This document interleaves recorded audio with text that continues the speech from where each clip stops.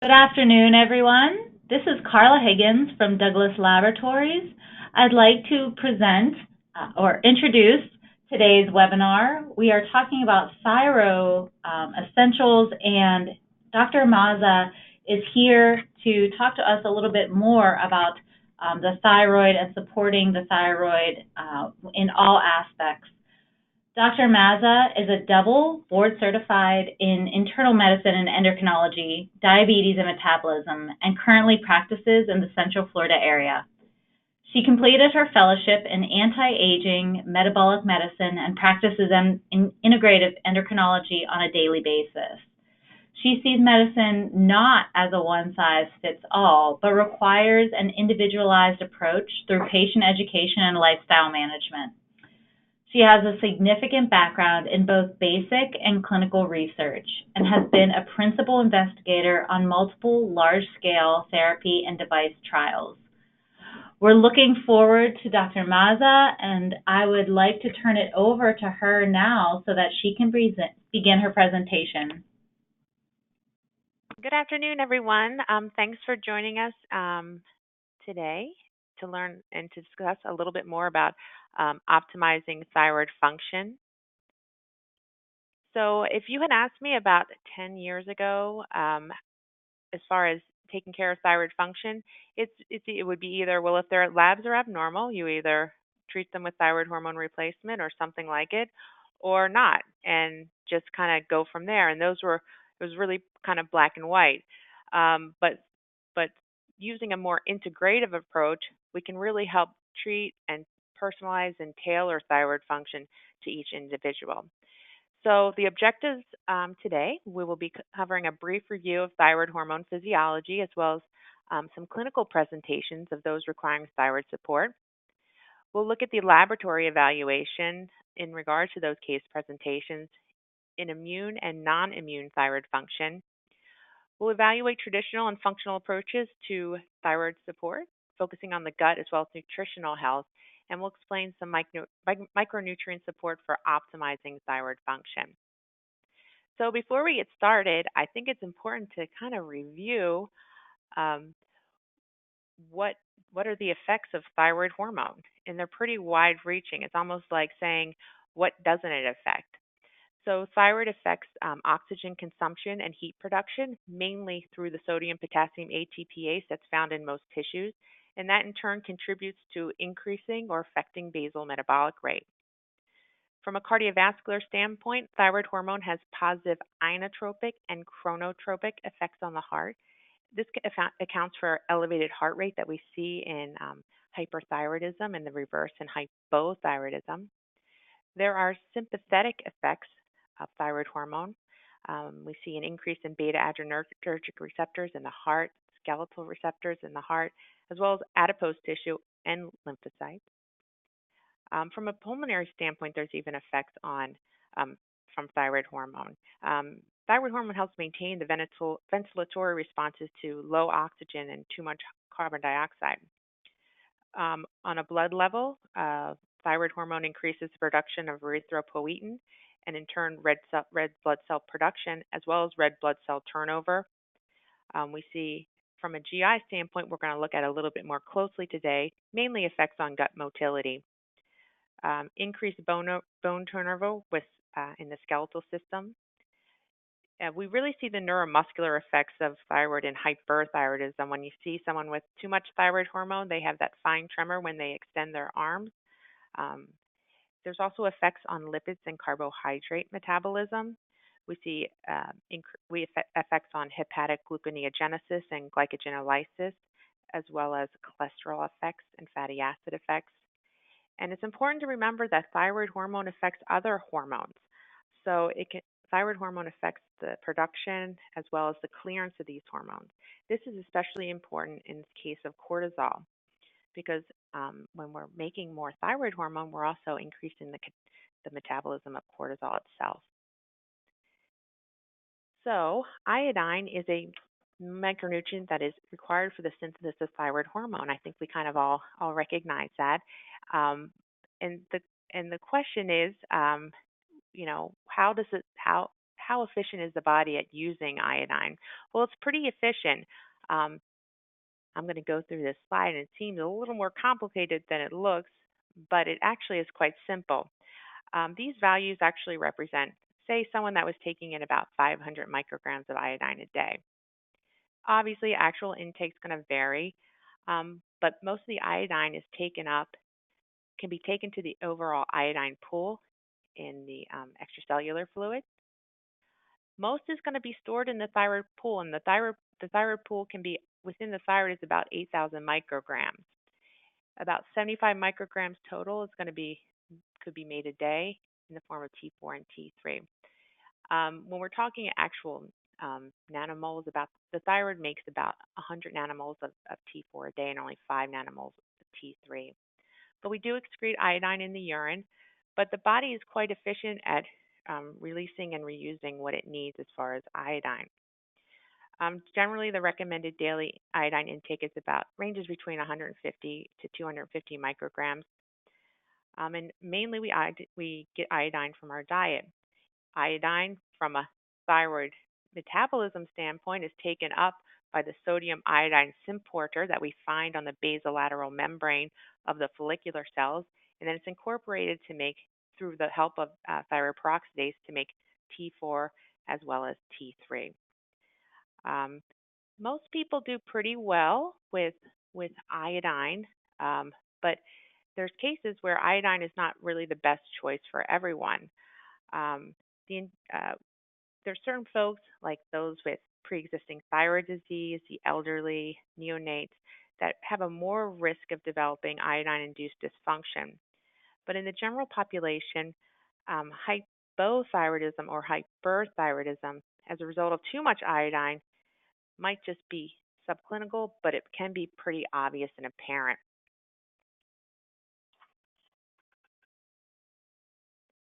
So there's something called the acute Wolff-Chekhov effect, which is the effect of iodine, and it can be transient or permanent.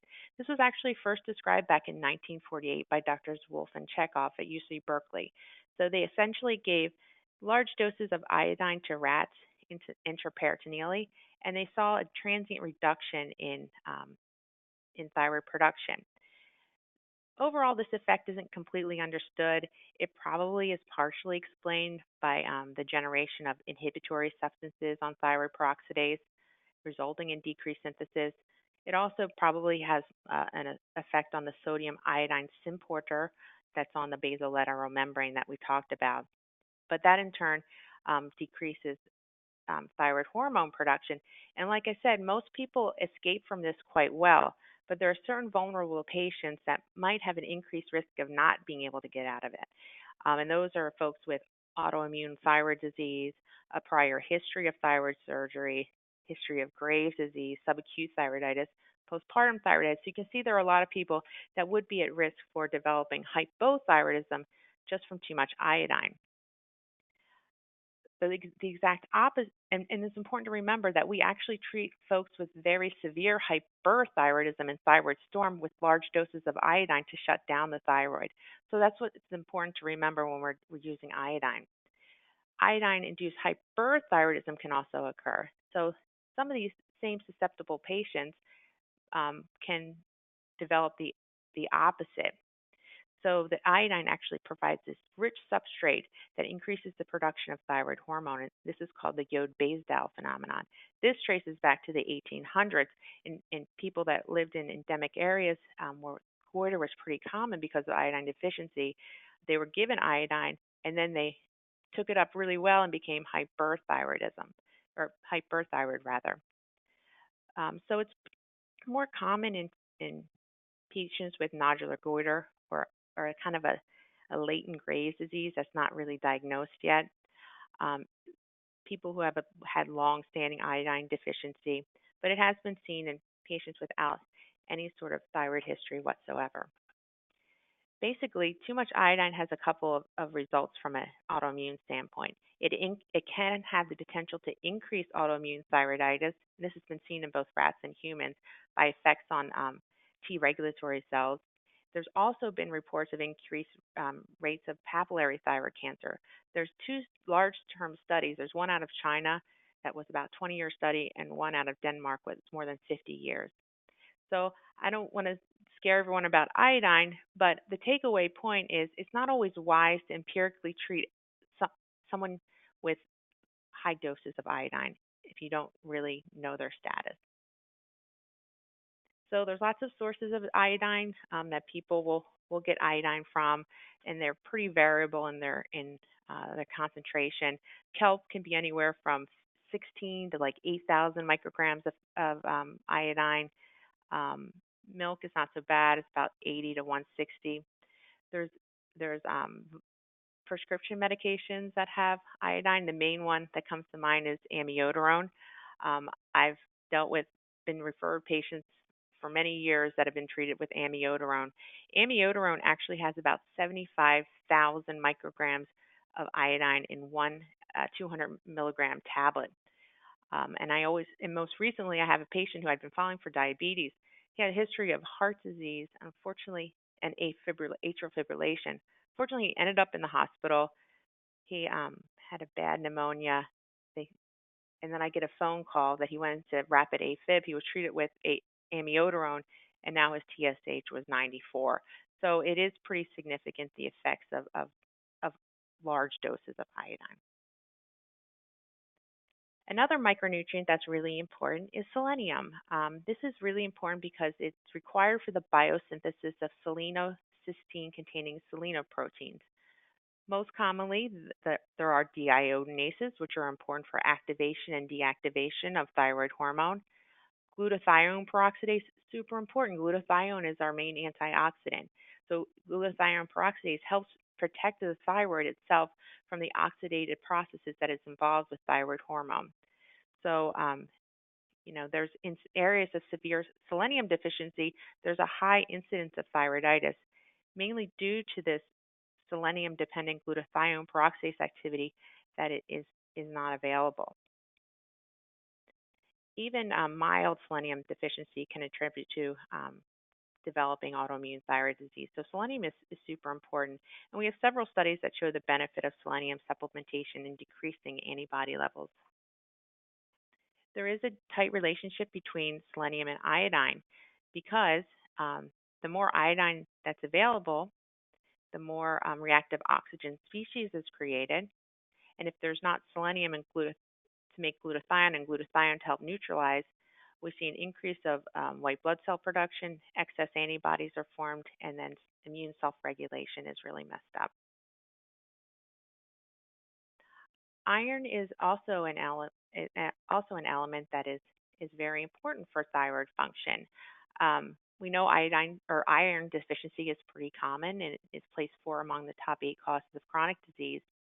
But thyroid peroxidase itself is super reliant upon iron. Um, Remember, thyroid peroxidase helps it helps oxidize iodide ions to form iodine onto the tyrosine residues of thyroglobulin. And we see the production of T4 and T3. But thyroid peroxidase itself is a heme protein. So heme comes from iron. Heme is iron-containing compound of the porphyrin ring. So if we're not taking in, since we're talking about gut, if we're not taking enough iron in our gut, that means there's not going to be enough iron to get to the mitochondria, and the mitochondria make heme. There's not going to be heme available for thyroid peroxidase. So you can see how this all falls into play. So these are kind of the recommended starting labs for thyroid evaluation. Um, TSH comes from the pituitary. It's really kind of more of a thermostat for thyroid function. Free T4, free T3, plus or minus total T3. Remember to check a reverse T3 because T4 can get converted to reverse T3. This is pretty common in the setting of mitochondrial dysfunction. Iodine levels, I usually check urine versus serum.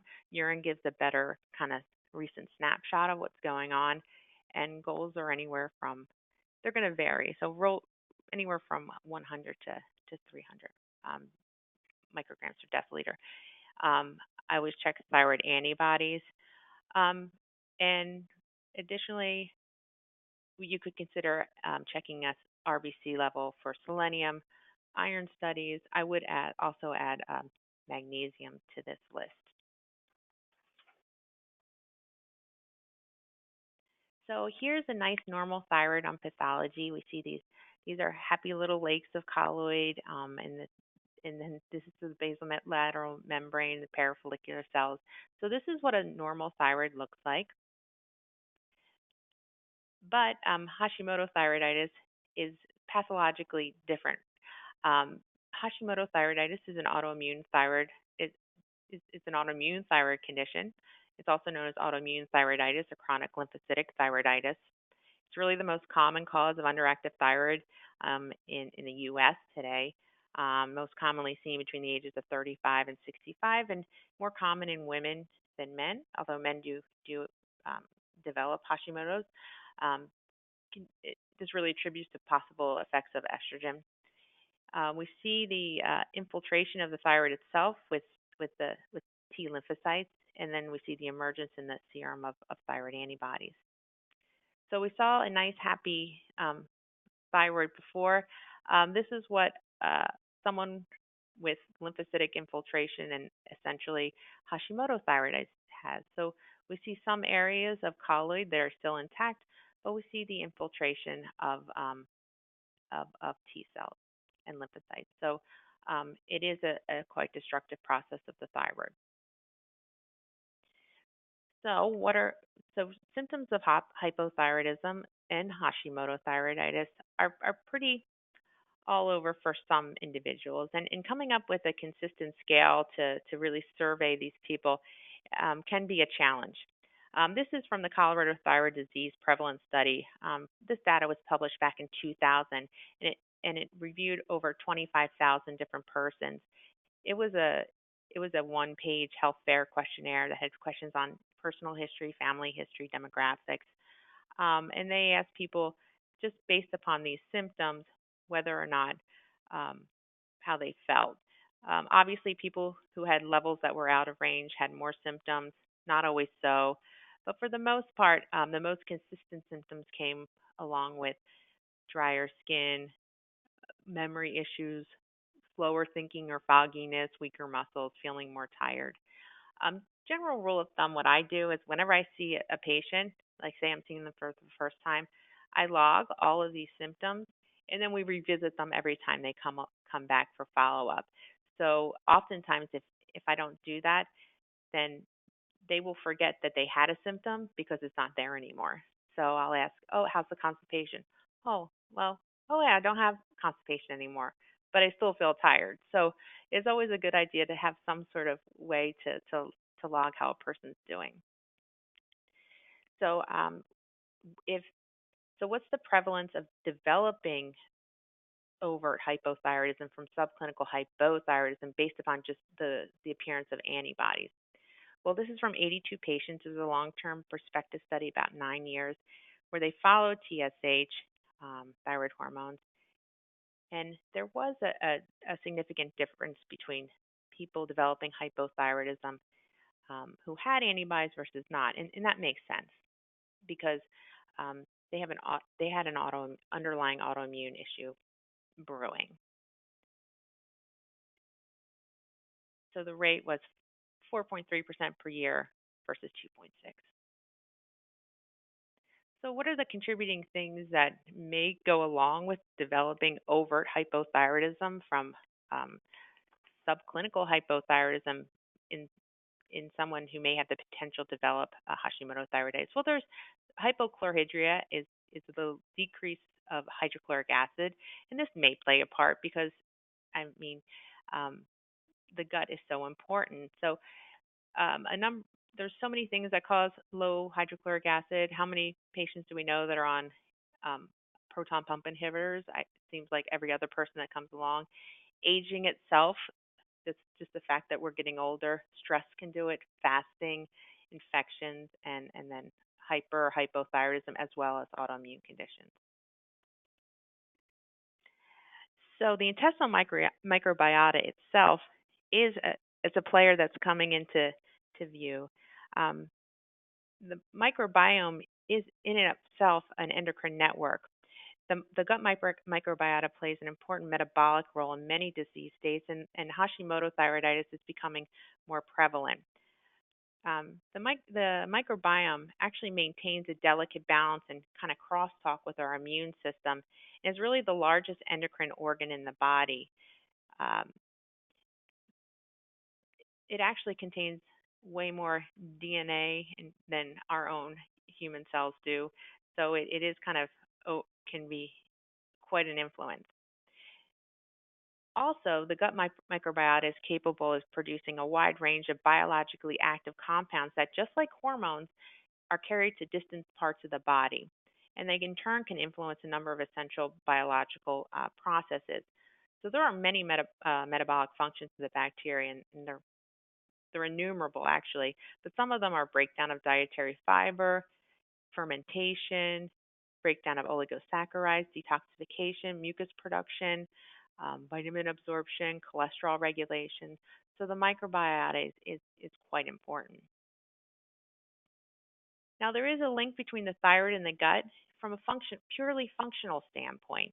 Um, Persons with hypothyroidism, for example, may have esophageal motility disorders that present as just reflux or heartburn. Dyspepsia, nausea, vomiting can be due to delay in gastric emptying. We see constipation pretty frequently from diminished motility. There can be low gastrin levels with that hypochlorhydria. That can be either autoimmune gastritis. Most of these GI manifestations are generally due to decreased motility issues um, in hypothyroidism versus increased motility in hyperthyroidism. And usually, most of these symptoms resolve with proper support of the thyroid. But could the gut microbiota trigger Hashimoto thyroiditis? And does the microbiota affect thyroid homeostasis? I think we're still looking into this, but I think it's quite likely, and data is pointing in that direction because the intestinal dysbiosis may in turn trigger autoimmune issues, including thyroiditis. So, on a regular basis, I use intestinal permeability markers, and these do help guide my practice a little bit when it comes to the gut, because sometimes we're just empirically treating patients. This comes from um, one one laboratory that has a pretty easily interpretable intestinal permeability uh, report. So in this one, zonulin, which is it looks this one looks at a number of different factors. It looks at zonulin, looks at actin, as well as LPS or lipopolysaccharide. So zonulin really helps is the gatekeeper of the enterocyte tight junction. So remember, enterocytes sit side by side in the gut, and this permeable barrier has to be so smart to let in what we need as far as nutrition and water and keep out bad things. So zonulin is really the gatekeeper. So we can actually measure zonulin antibodies and zonulin levels to give us an idea of intestinal permeability. Actin can also be measured, as well as actin antibodies. Actin helps to give shape to the enterocytes and helps regulate that flow across the intestinal epithelium. Actin really should not be found in the blood because that's a sign of enterocyte breakdown. And lipopolysaccharide, or LPS, really is a naturally occurring endotoxin, but it helps to give us an idea of the degree of intestinal barrier permeability. So we have a lot of ways to study what's going on with the gut in any autoimmune condition now. So autoimmunity really develops over time. Preclinical autoimmunity precedes clinical disease by years, and the we can detect it pretty early on in the form of circulating antibodies. But the problem is we have to know what to do with those antibodies. The Hippocrates was the father of modern medicine, and much of his wisdom now is more than 2,000 years old. But he said all disease begins in the gut, and I obviously not all disease begins in the gut because there's genetic diseases, but there is evidence that many chronic metabolic diseases too, and that includes autoimmune thyroid disease. So gut dysbiosis, which is the imbalance of that microbiota that we were talking about, genetic as well as environmental factors play major roles in the development of autoimmune disease. So genetics really only counts for 30% of, of autoimmune issues. The rest are due to environmental factors as well as gut dysbiosis. And I always kind of talk about this triangle with my patients because oftentimes people come in and they just want their thyroid hormone adjusted or just fix my thyroid. Well, it's not just your thyroid. There's other things that are involved, and we really have to tackle all the things that can affect thyroid function. So, disruption of the intestinal barrier leads to immune activation, which is what we were saying. This gastrointestinal epithelium forms a barrier.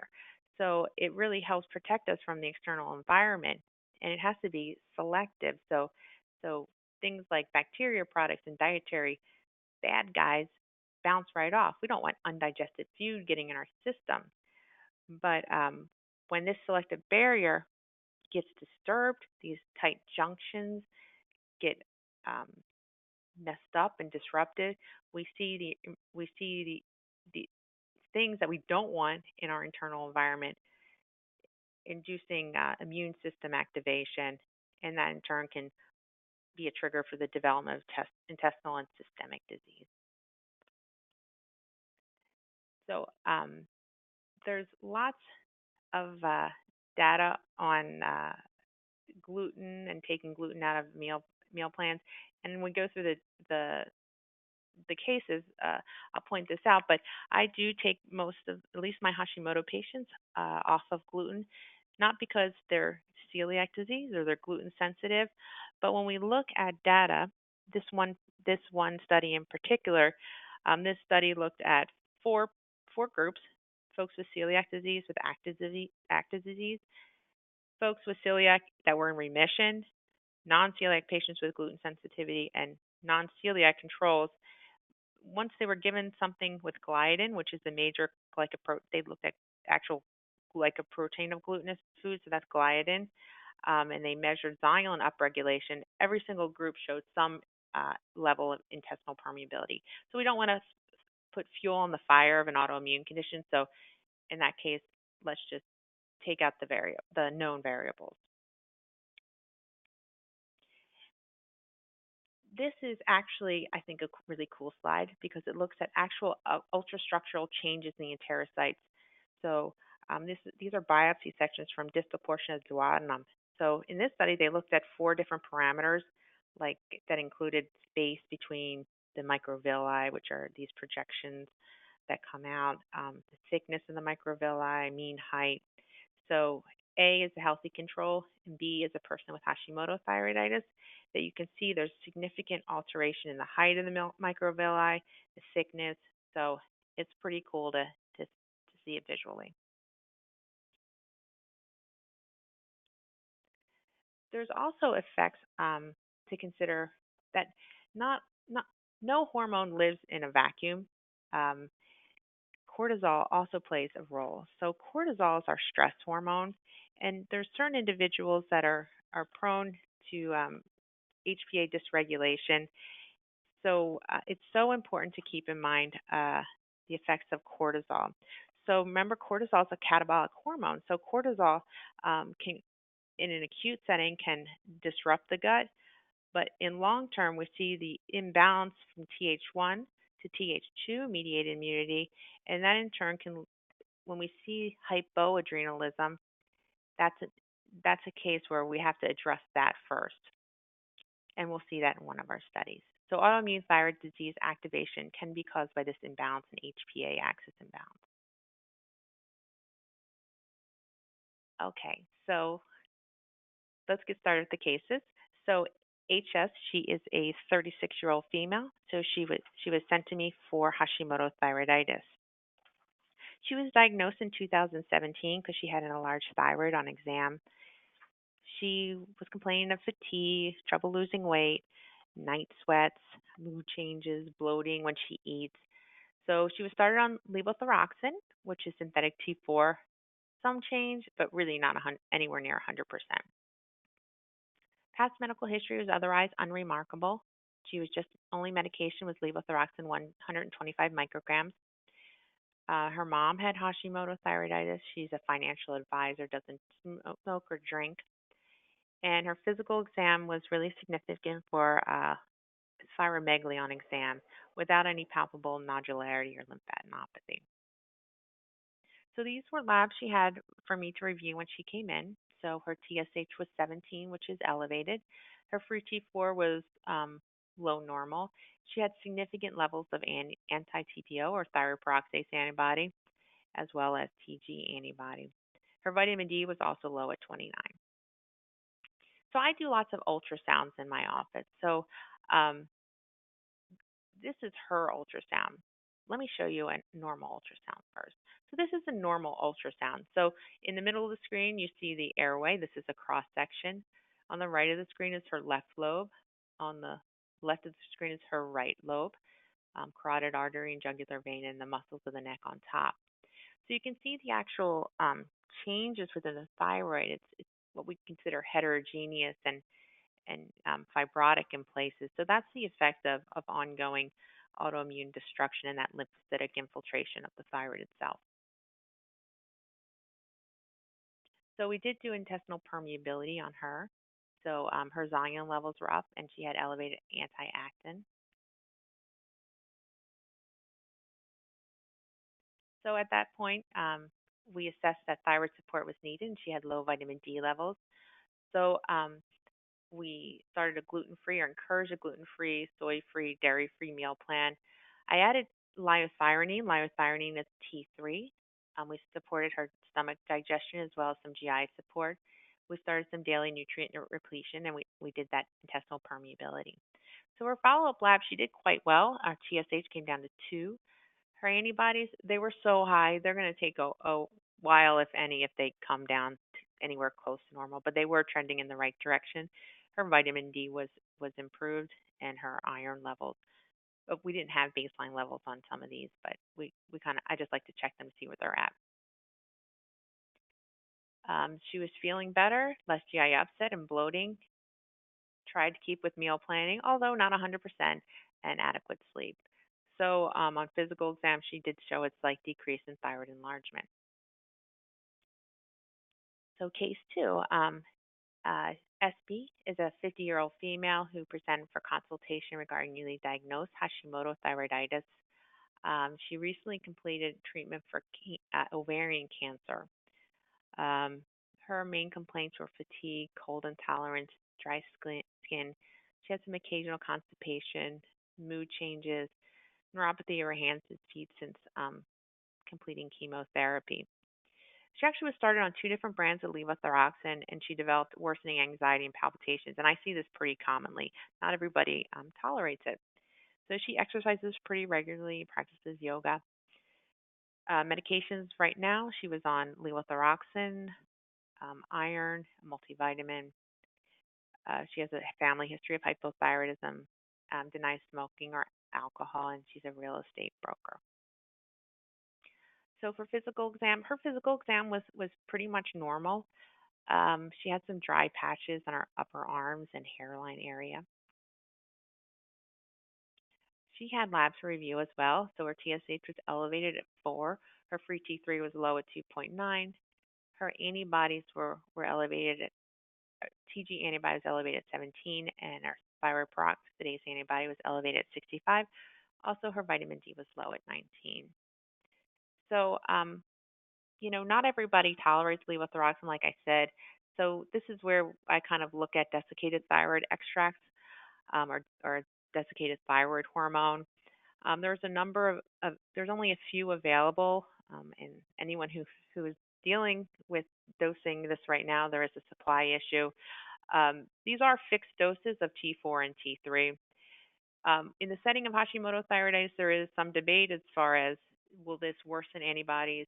But I do use these quite frequently and just monitor antibody production. The standard of care is really levothyroxine, but um, people feel better when they add in T3. So remember, T3 is active thyroid hormone. So here's a study from New England Journal of Medicine. Patients with hypothyroidism actually felt better with adding T3 to T4, improved mood and function. Here's another study stating, hey, maybe it's time to personalize regimens for thyroid hormone replacement. Um, this lecture really isn't about thyroid hormone replacement. I just wanted to add this in because it is time to really personalize thyroid care. And there's always compounded thyroid hormone replacement in the hands of a good compounding pharmacist. The beauty of this, you can have any ratio of T4 to T3, um, not so when you're using desiccated thyroid hormone or USP. You can specify exact dosages, but one word of warning, and I've fallen for this many times, don't use sustained release capsules in persons with absorption issues because they're not going to absorb it. So best to stay away from sustained release in folks with absorption issues, or even if you suspect it. So we did intestinal permeability, and she came back positive for issues, otherwise known as leaky gut. At 4-week follow up, she was feeling better, still with some fatigue and constipation, um, not having any palpitations like she was with the levothyroxine. She was having some trouble keeping with the meal plan. So her TSH was still not quite where we wanted it to be. Free T4 is still on the low end. Same with free T3. Um, we this time I did a 4-point salivary cortisol test, and that was suboptimal. So this is a key point because we can adjust her thyroid any which way, but if her cortisol is, if her adrenal axis isn't intact, we're essentially metabolizing out the circulating cortisol. So this needed to be addressed. So she had also low vitamin D, HPA axis dysfunction. We added some K2 to her D3 for better absorption. We added a plant adaptogen blend for adrenal support. Encouraged her keeping with her meal plan. We started GI support as well as stress management. So I mentioned vitamin D a couple of times, and vitamin D is very important for thyroid function, especially in immune issues. This is from a study. Um, it was there was 180 people in both groups, and basically they were treated for thyroid hormone replacement, but the lowest vitamin D levels correlated with the highest antibody titers. So this suggested that the role of vitamin D in the development of Hashimoto thyroiditis, as well as the progression to overt hypothyroidism. Here's another study that looked at patients treated. In this case, they treated them with ergocalciferol, which is D2. But what they found is low vitamin D was pretty common, but replacing it actually helped with the progression. They also checked some cardiovascular risk factors as well. All right, so these are her follow-up labs. So they're looking better. Vitamin D was replaced, and now her antibodies are within a more normal range. So we kind of continued her follow-up plan. So how can we put this all together? Well, there are a number of tools that can help us support gut health, and it's kind of, what do you feel comfortable using, and what works best for you. I think good rule of thumb is always to start a good probiotic, anywhere from 10 to 100 billion colony forming units. Um, General rule of thumb is you want to kind of rotate probiotics every couple months. You can come back to them, but you want to increase the diversity of the gut.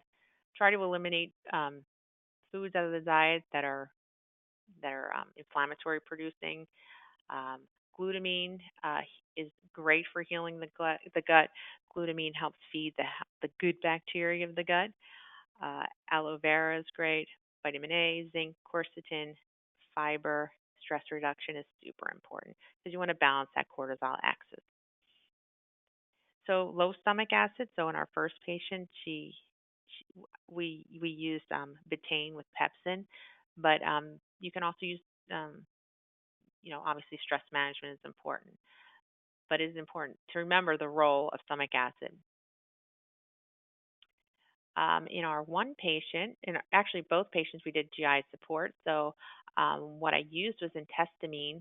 So it's a combination. I like to make things as easy as possible for patients because the more things you get them to do, the less likely they are to do them. So L-glutamine is a major source for the intestinal cells and actually helps feed the good microbiota. Fructooligosaccharides, it's a non-digestible short chain fructose oligomer. It's utilized by the good bacteria. It goes through the small intestine undigested and really goes to the colon.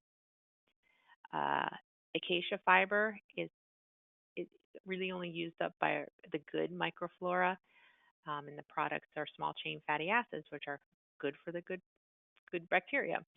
And finally, N-acetyl D-glucosamine or NAG helps maintain intestinal mucus production.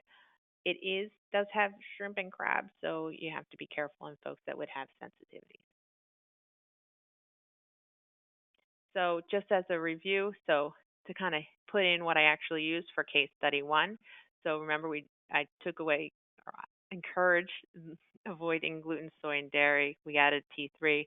But as far as products, we used betaine plus, intestamine for GI support, as well as selenomethionine at 200 micrograms for which we'll talk about the benefits of that. We bumped up D3 and we tested for intestinal permeability issues. Case 2 follow up, we did adjust thyroid hormone replacement and vitamin D with K2. We added Adrenomend, which is a plant adaptogen blend for overall adrenal support.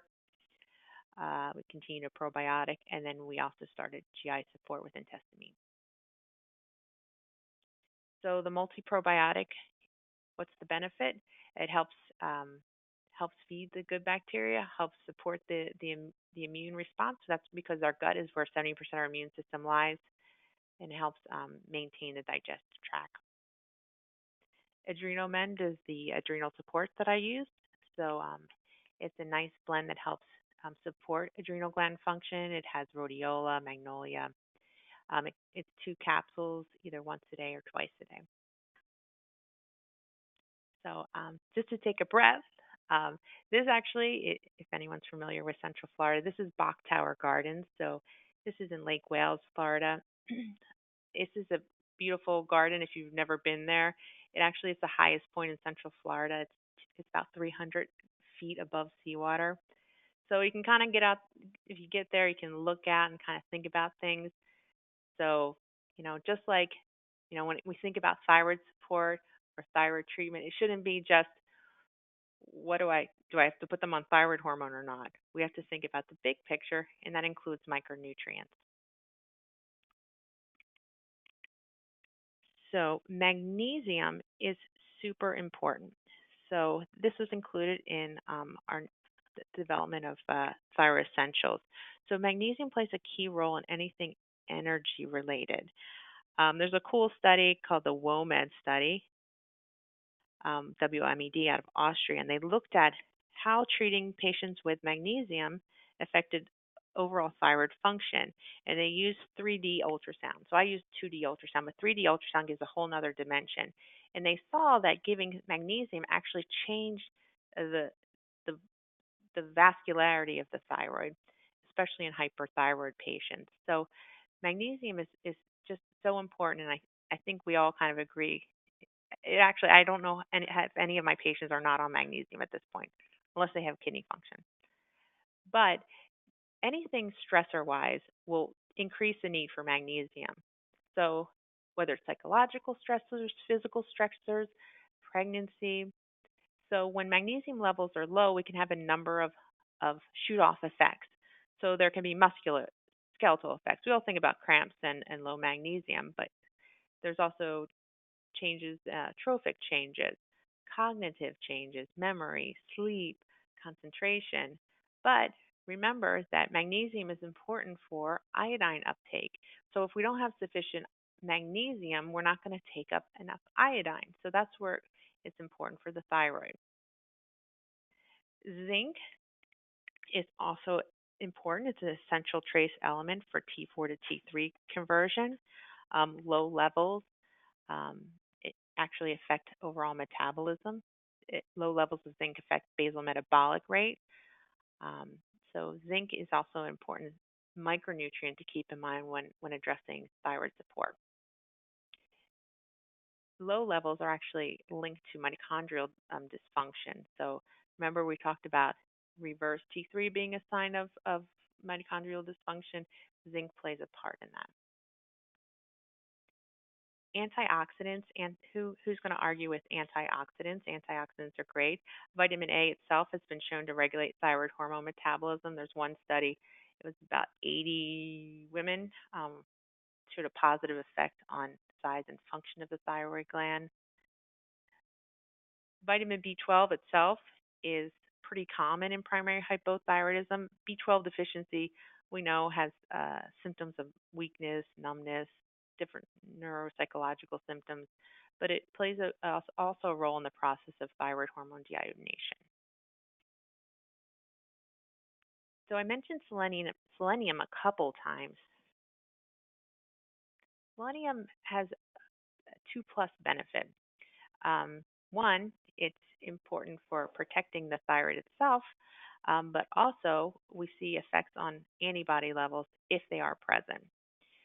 So this was a study of patients with autoimmune thyroid disease, and just giving selenium showed a decrease in antibody titers of 4% at 3 months, 12% at 6 months, and was well tolerated in the overtly hypothyroid. This is another study that showed just treatment with 200 micrograms of selenium decreased the mean antibody concentration of antibodies by 60%. So selenium is super important. L-tyrosine is an amino acid synthesized from L-phenylalanine. It it is kind of a non-rate limiting step in thyroid function. Also has effects on mood, and we also took into mind ashwagandha. So kind of balancing the stress response within anyone with thyroid hormone. So ashwagandha has so many useful effects, but it really helps moderate cortisol levels and stress, and just overall well-being. So so we are proud to announce Thyroid Essentials, which contains these micronutrients that help support and optimize thyroid function and overall well-being associated with thyroid hormone.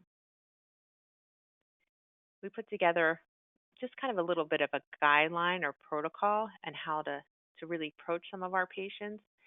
If we're just looking to support overall optimal thyroid function, remember to do your clinical evaluation, symptoms of fatigue, dry skin, poor memory, slower thinking, constipation, cold intolerance.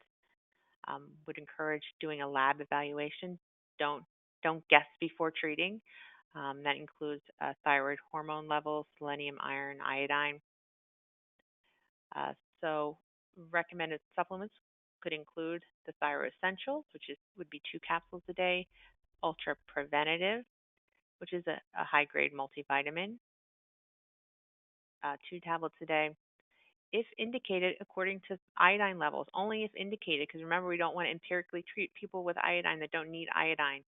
So you can do one of two things. You can do potassium iodide capsules or Thyromend. Thyromend is a herbal adaptogen with iodine.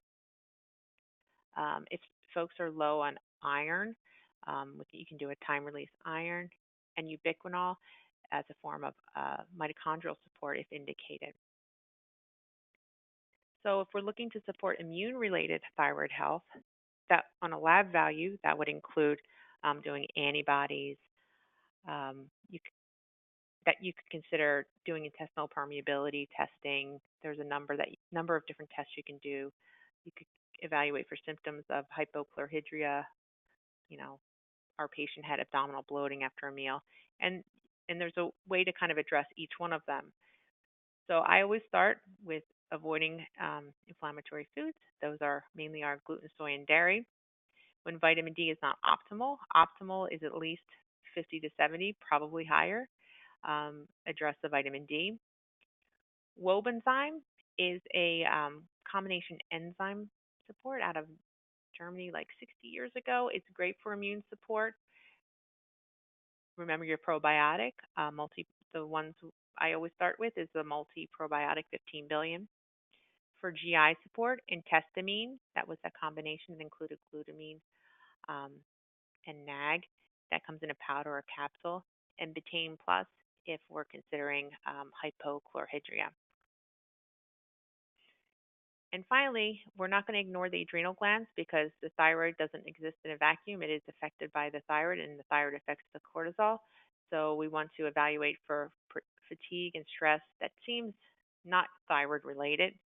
So there's a couple of labs you can do to look for that. I always start with a 4-point cortisol test. You can do a DHEA level or pregnenolone level. And if indicated, if a cortisol level is off, you can use either Adrenomend, which is a plant adaptogen. Adrene Plus is more of a desiccated extract. DHEA or DHEA Plus, which is DHEA plus pregnenolone, if DHEA and pregnenolone levels are low. If, say, the cortisol curve is high, we want to bring that curve down. So that's where something like Seronetin Plus would come into play. Seronetin Plus is a combination of L-theanine, casein, and it really does help with balancing out elevated cortisol. So in this hour, I just wanted to sum things up and take home points. I hope you realize that thyroid hormone replacement is not really the sole treatment for any sort of thyroid support or thyroid dysfunction.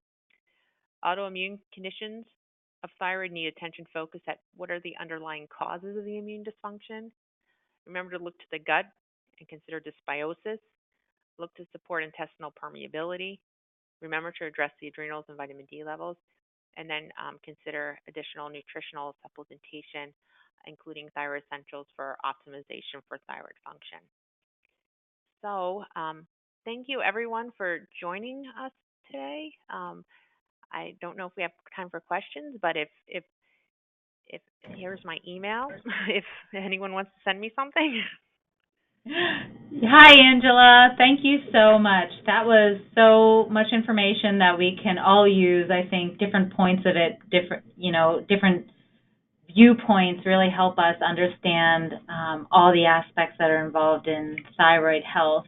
We do have a few questions that are coming in, and I will stop at 1 o'clock, but let's get started because there are quite a few that are coming in now. So do you have any kind of comments on how to support gastroparesis and anorexia nervosa where low thyroid is related to starvation?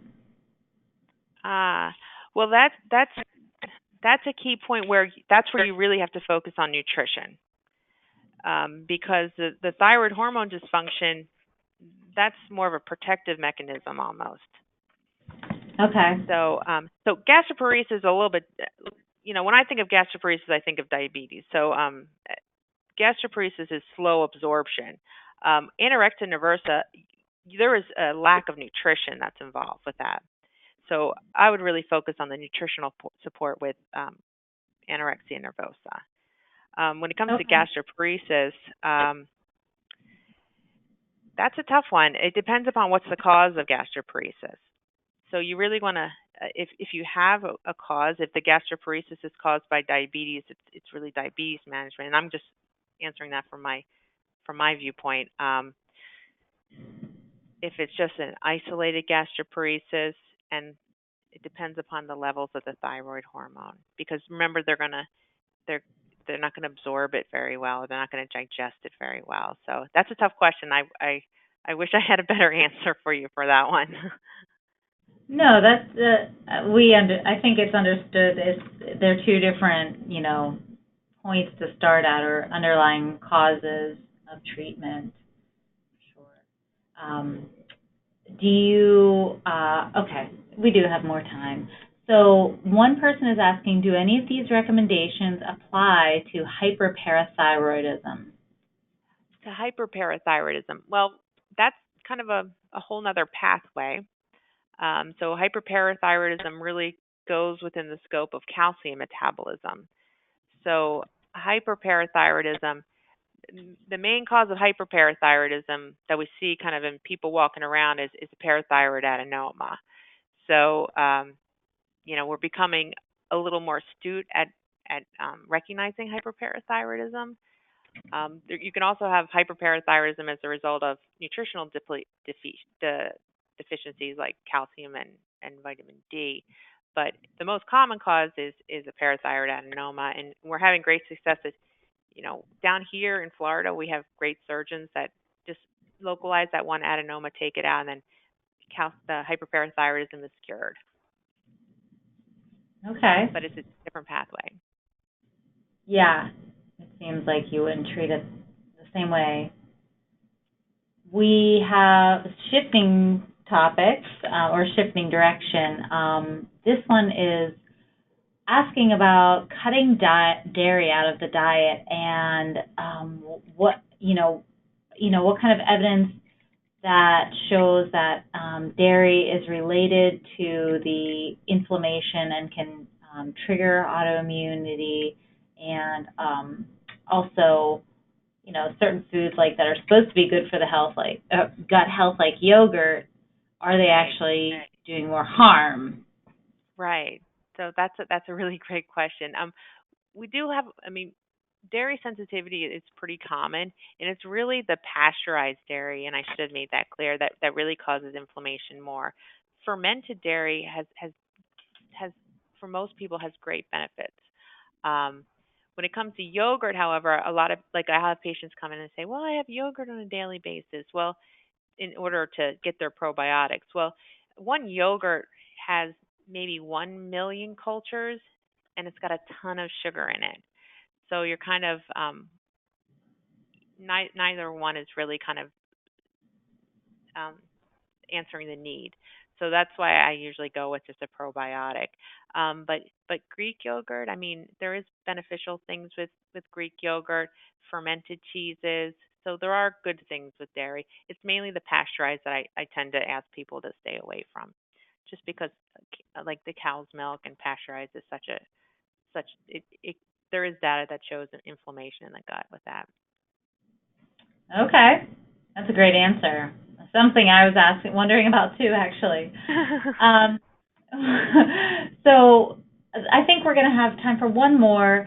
This person is saying that they're seeing thyroid issues in younger and younger patients. And do you have any comments on, maybe from your own experience, what not saying you personally, but from your No. patient's experience? Yeah. Yeah, this is something I am seeing quite often. I'm an internist, so I mainly see patients above 18, but like I'm having more and more like patients that I'm treating. Oh, can you see my daughter? Or can you see they're only like 15 or 16? We're seeing more and more appearance of abnormal thyroid function, mainly autoimmune. And I think it's probably a couple different factors involved. I think obviously there's genetic factors. I think we're looking for it more, but I also think that we're all being exposed to different toxins because toxins are part of that triangle. So we have different toxins that we're being exposed to on a daily basis, and these younger people are being exposed to them their whole life. So I think that definitely plays a part. Yeah, I would agree. There's just, in terms of the intestinal permeability and Yeah, things in our process environment that can cause mindset. that. Yeah, that's definitely a big area to explore, and hopefully, the science of the microbiome will help us understand that a little bit better more in the future as well.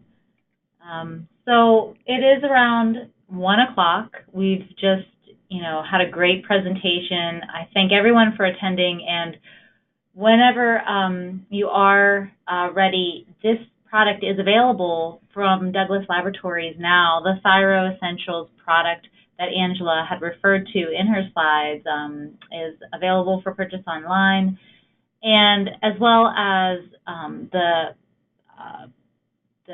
product itself. Anyone attending the webinar will get a follow-up email with a coupon code for any of the products that they purchase through Douglas Laboratories, so that's a nice benefit.